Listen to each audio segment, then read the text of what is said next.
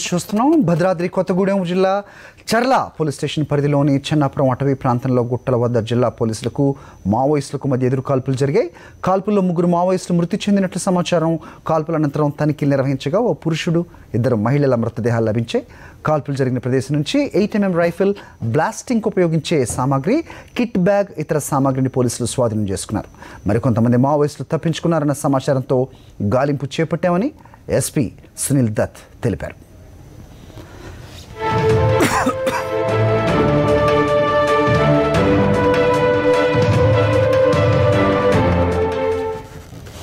ఆదాయానికి మించి ఆస్తుల కేసులో మల్కాజ్గిరి ఏసీపీ